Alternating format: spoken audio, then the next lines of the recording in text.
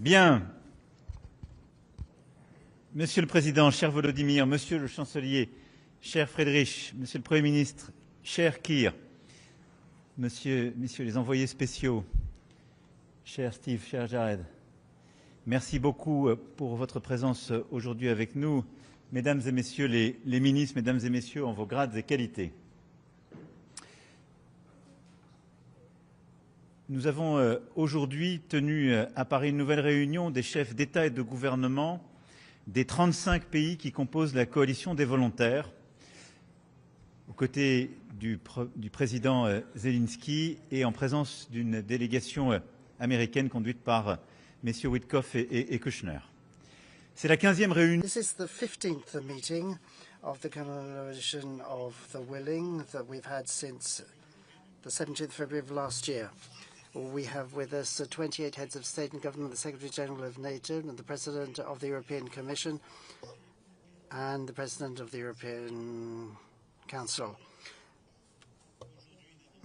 But today, we've made considerable progress, as reflected in the Paris Declaration, providing strong guarantees for lasting peace. This declaration of the Coalition of the Willing, for the first time, recognizes operational convergence between the 35 countries making up the Coalition of the Willing, Ukraine and the United States of America.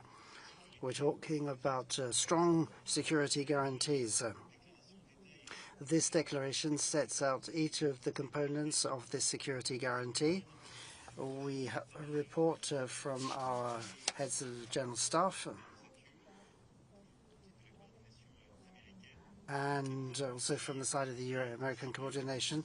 And here we have taken due note of the fact that there is a coordination body that will fully coordinate all the competent armed forces and provide coordination between the Coalition of the Willing, United States of America and Ukraine in operational terms that will support the General Staff of the Coalition here in Paris. Within this coalition,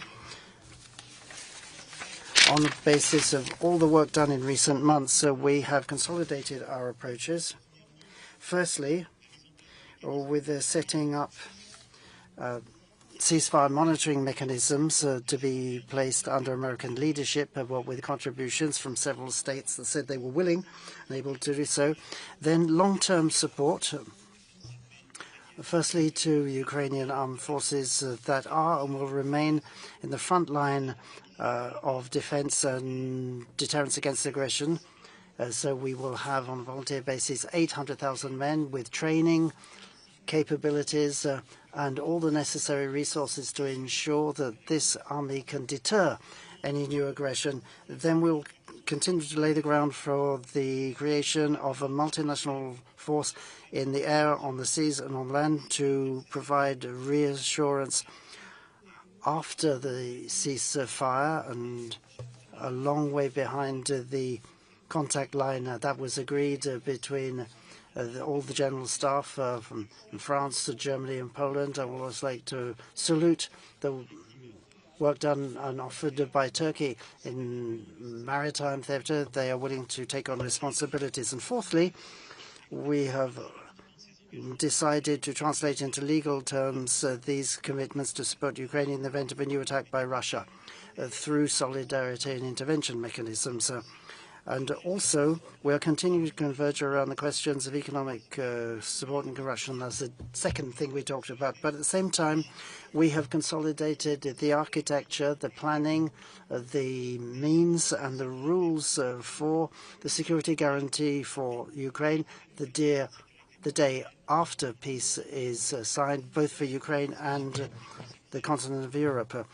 Part of our discussion was then focusing on Ukraine's future prosperity with the American plan that was presented and the European contributions with a desire to speed up our work alongside Ukraine so that in the next few weeks this prosperity plan can be finalized. It will be a major component of the peace agreements. All of this constitute essential pillars of what will support the negotiations that are underway and we want, therefore, that to be completed as soon as possible. But these security guarantees are the key to ensuring that never a peace agreement can mean Ukrainian surrender, and never a peace agreement can mean a new threat for Ukraine.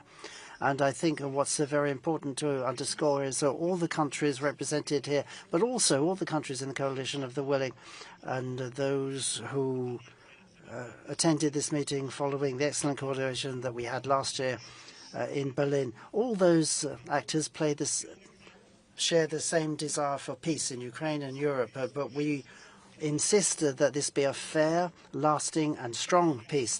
And we're all clear in our minds that the peace agreements signed by Russia in the last 15 years have all been broken in Moldova, Georgia and Ukraine.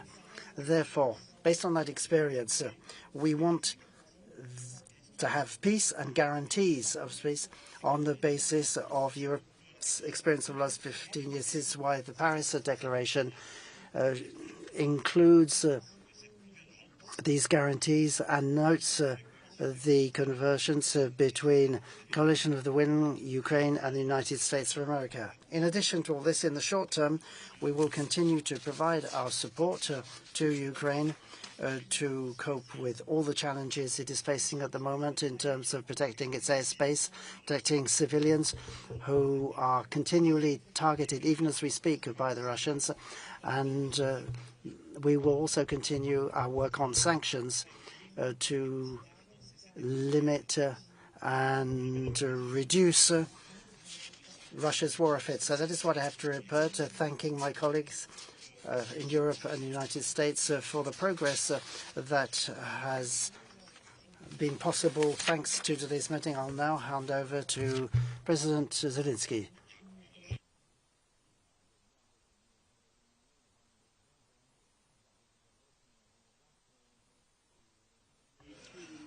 Thank you, dear Emmanuel, for your invitation. I would like to thank Chancellor, Prime Minister, as well as the American representatives and all the journalists present. First of all, I would like to thank you for this meeting, which is the most representative.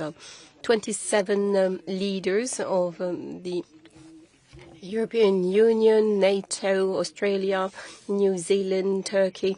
As a matter of fact, it is a very broad representation, and we are able to sign a document. This is very concrete. There is a declaration, a joint declaration, and there's also this declaration of intent signed by our three countries. And this illustrates the willingness of the coalition and the European countries to work for